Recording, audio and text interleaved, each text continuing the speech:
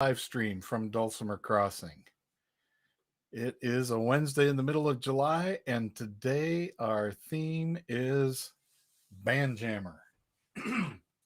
What is a Banjammer? There have been a lot of instruments that are um, Dulcimer hybrids, but the Banjammer is a really fun one.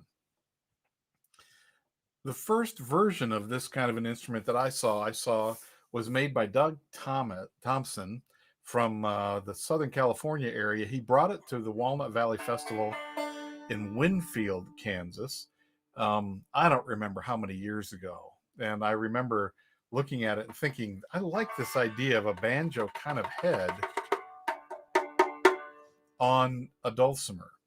But I really like and there were several people that came up with ideas and ways to do it. My favorite is Mike Clemmer's because it doesn't need a box. You can have this banjo head, but you really don't need the box of a typical dulcimer in order for this to work.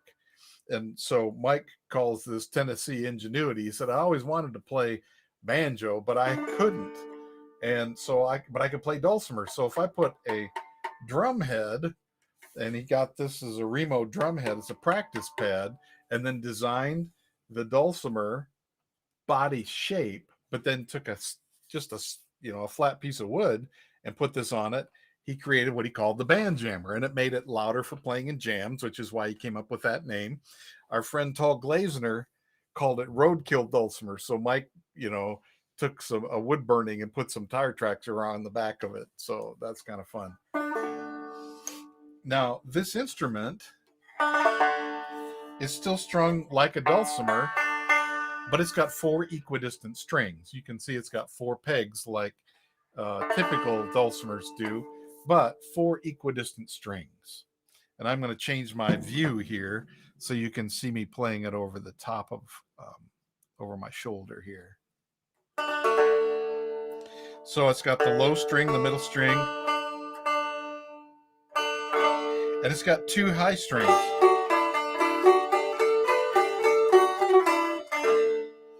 And this is typical of the way Mike builds his instruments. He'll build them with 5 strings, have a bass, a middle, a melody that just kind of rings, and then the 2 melody that we're used to close to each other.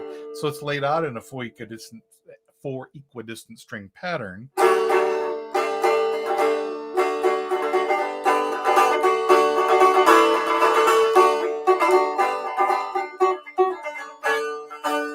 And then what he says is just pretend this one isn't here.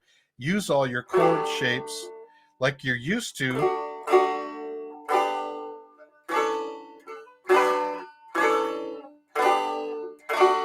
And what you get is this high ringing D.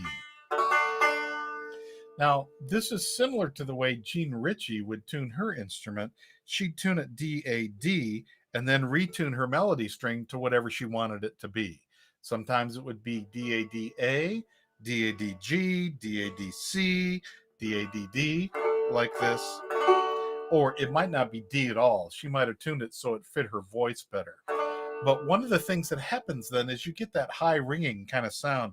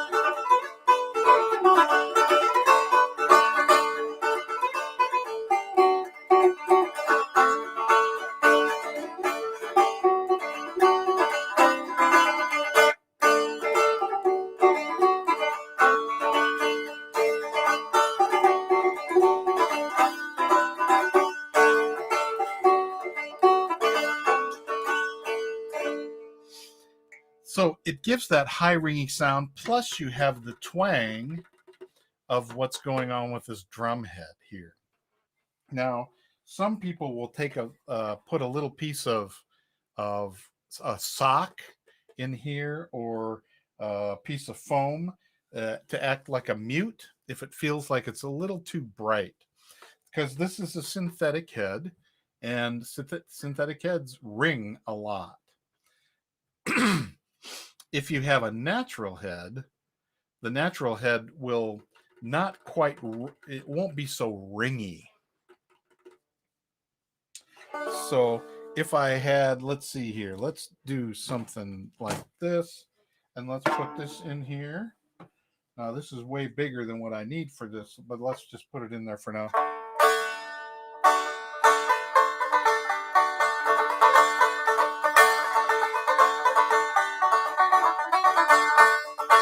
So you might prefer that tone,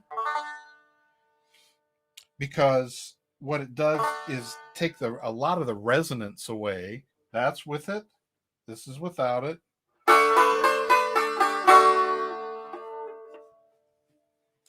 Oop, got my pick. That's what always happens. You got to have another one ready.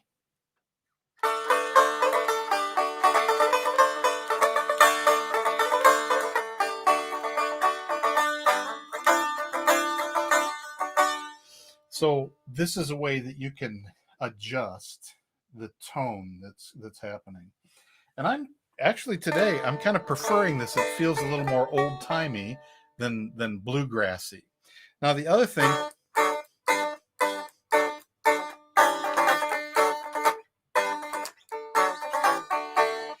the banjo player in the band, when they're not picking out with their fingers, will chunk on chords the same way that the mandolin and the guitar and the fiddle will do when it's not their time to play melody.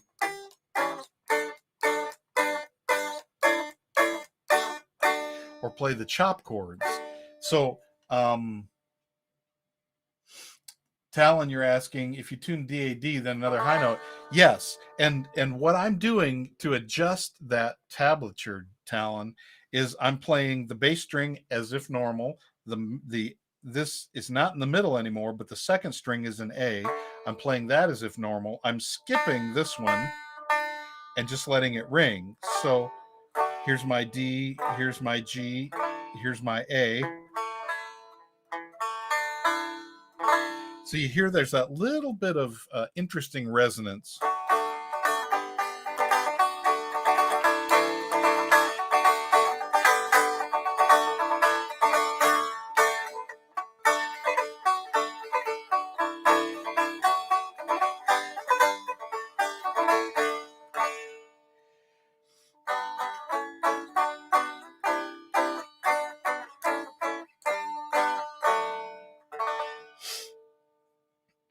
Now, the thing that there are some people who say, I want to play a Banjammer so I can hear myself in a jam session. But when you don't use the resonator and you just play louder, but you don't play cleaner, everybody else hears this and they may not hear your melody notes at all. And so it is also possible to be quite annoying in a jam session with an instrument that has a particular voice that may be a little bit louder or clearer.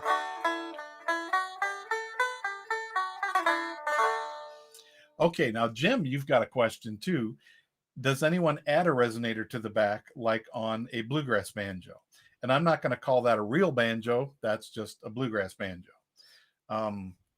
Yes. Dennis Den Hartog from Fort Wayne was another person that created this kind of an idea, and he called his a Dulcet Joe.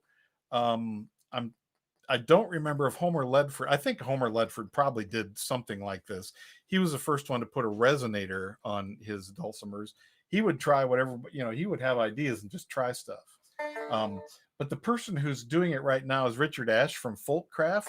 In fact, his doesn't have this body part at all. It just looks like, it's very thick, but it just looks like a neck. And it comes down to a head, and it's a larger head, and it has a resonator on the back. So, yes, the answer is yes. some people are doing that.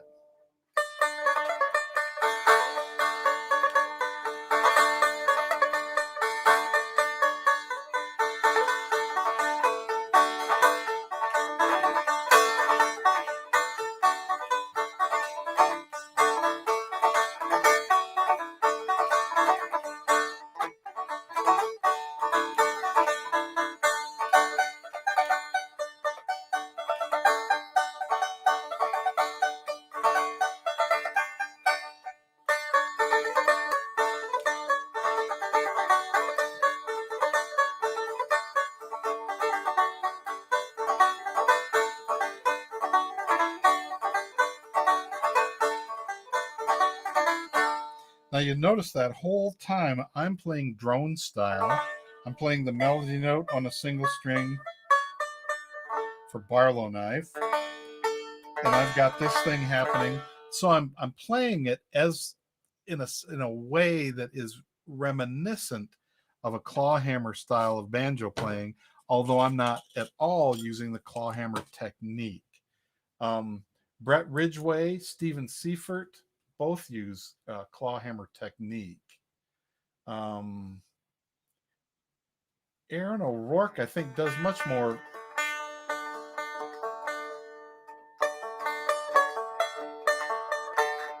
Let's see.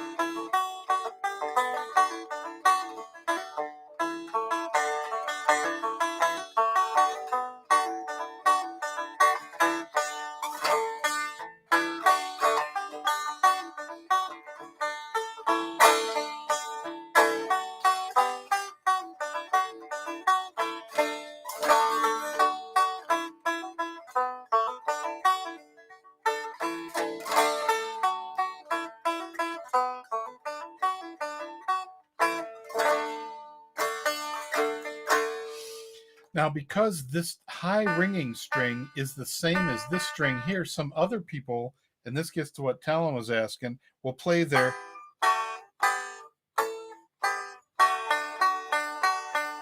they'll use the high string. Bye-bye.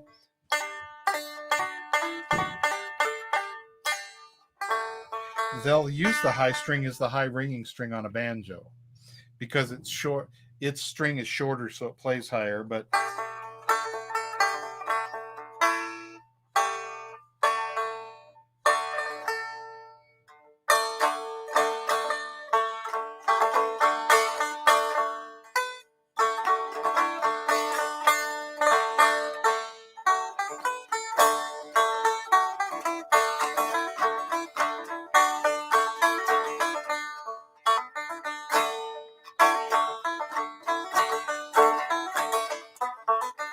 so you have a choice.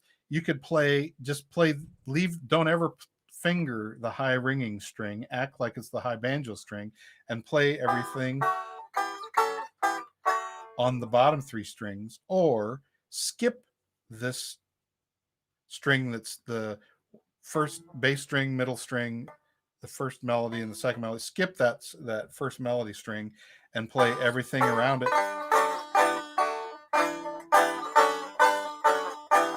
It's going to have the same tone. Hey, Rusty, how are you? And now I'm using finger picks to do it. And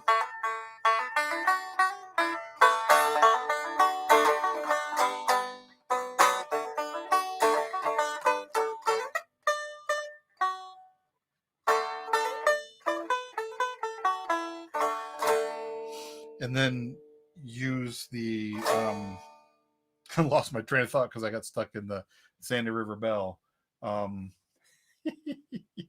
Tunes can do that to us. I really like having this mute in here, but I've got this tune that's in my head.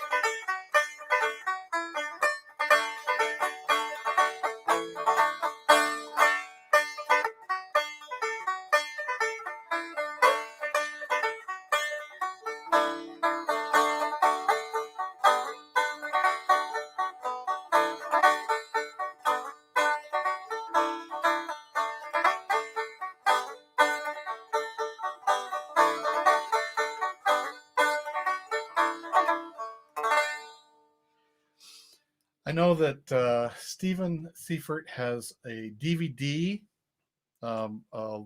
lessons for how to play the Banjammer. Aaron O'Rourke has focused on, he's strung his up with nylon strings and plays a lot of Celtic music. Getting a lot of triplet kind of things. Jamie, you're saying you've been playing the Rainbow Connection, driving your spouse crazy.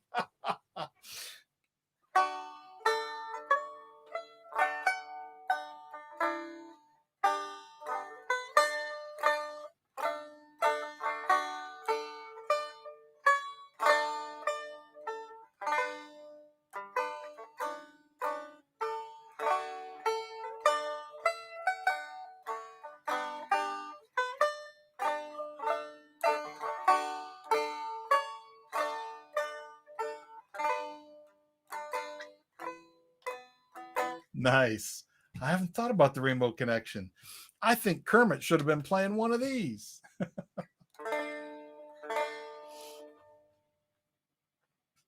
Yeah. What else do you use? How else are you playing it, Jamie?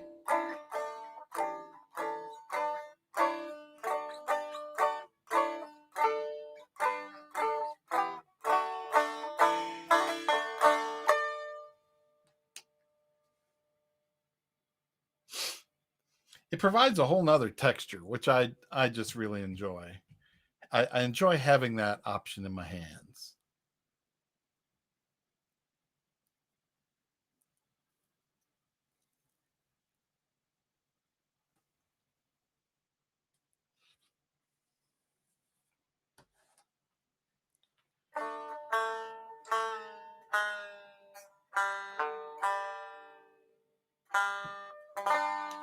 And if I retune my what would be my middle string to D or to G, now I have a D G D D. Oh, you're doing a lot of flat picks. Nice. Oh, and you took his paw hammer workshop. Nice. Oh, I'm so glad. I'm so glad you're having a good time with it.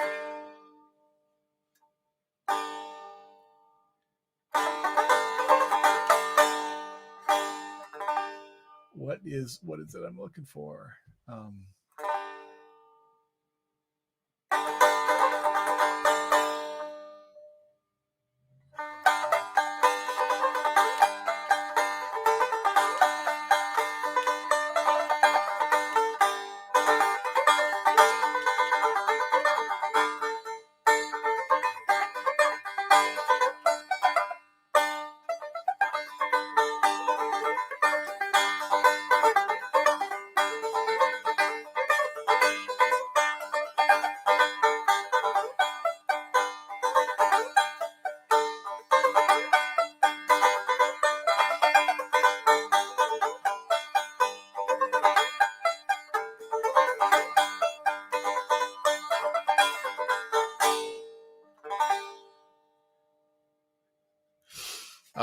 That lets me play in the key of G,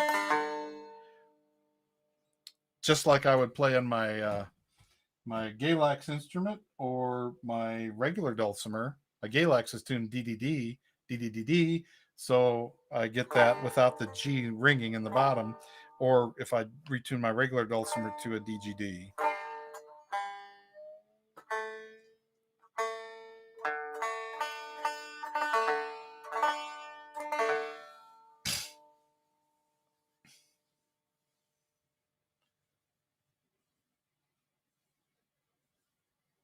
Exactly. Yeah. Yeah, getting your right hand to do something different. Hey, Mike, how are you? How did your Lincoln gig go? I know you were saying it's the first time back. I haven't done the live one yet. I've got one coming up in Loveland, Colorado, in the beginning of September. That'll be my first in-person live thing.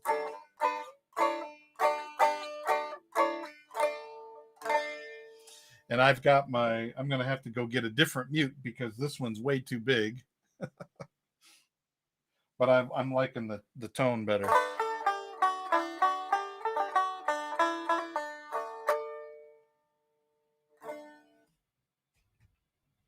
So yes, Brett does a claw hammer crowdcast workshop, and Aaron O'Rourke has been doing paw hammer. Good for you, Mike. Yeah, we have a quite low vaccination rate in our state. And the Delta variants are here. So anybody's guess.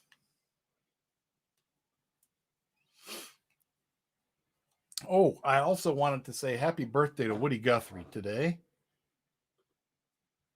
And today in 1912 was when he was born. And I got this quote that I'll put it into the chat too, but I want to read it. Woody says, I hate a song that makes you think you're not any good. I hate a song that makes you think you were born to lose, bound to lose, no good to nobody, no good for nothing, because you're too old or too young or too fat or too slim, too ugly, or too this or too that. Songs that run you down or poke fun at you on account of your bad luck or hard traveling. I'm out to fight those songs to my very last breath of air and my last drop of blood. I am out to sing songs that will prove to you that this is your world, and that if it has hit you pretty hard and knocked you for a dozen loops, no matter what color, what size you are, how you are built, I am out to sing the songs that make you take pride in yourself and in your work.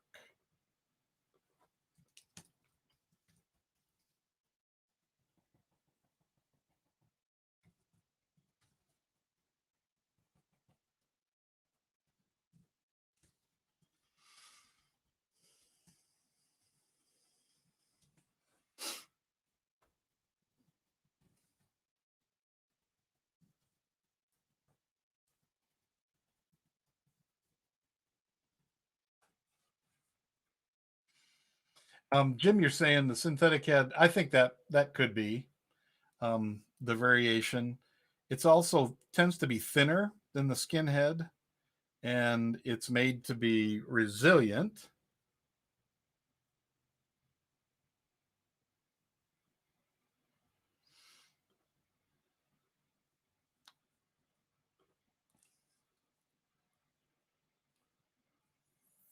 Um, and have a tunable tone.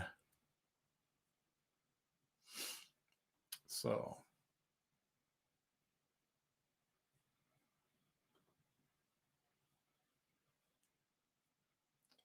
I clicked on something. There we go. Now I want to get back to there.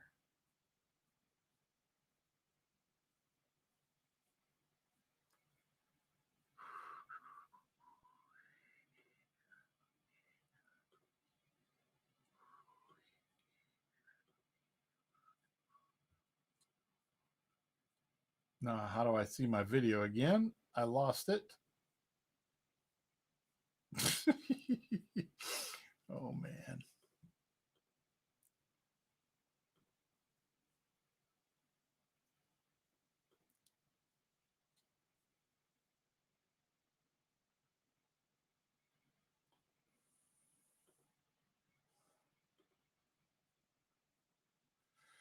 Oh, well, I'm trying to find where you are. There you are.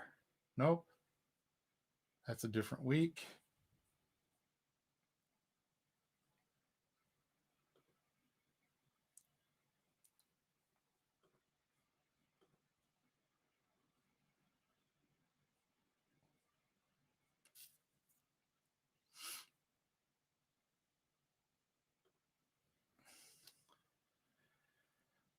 Coming up is the. No, I'm not seeing.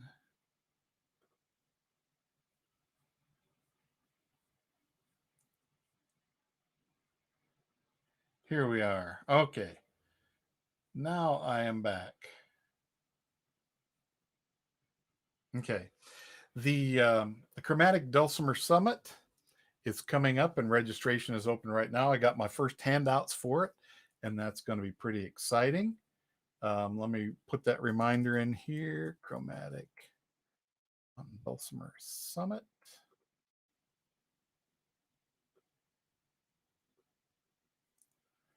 This is a little more detail. And Dulcimer Crossing is a sponsor of this event, and I'll be hosting the roundtable that kicks it off at the beginning of the day, and then there'll be workshops and concerts later in the day. And this is one of our live events for the workshop level students of the new level that we're creating at Dulcimer Crossing. So we're excited about that too. It is coming to the bottom of the hour, and the bottom of the half hour, I guess I should say, or maybe it is the bottom of the hour. In German, it would be that we're getting to the half after, coming to the half before. And it's good to be with you today. I'm here Wednesdays, and this is archived on Facebook, also on our YouTube channel, and on our Vimeo site, and on our Dulcimer Crossing website. So if you have questions or follow up, anything you want to talk about, you can always write them here. Oh, you're going to be there, Jamie. Excellent. You can always write to me at steve@dulcimercrossing.com.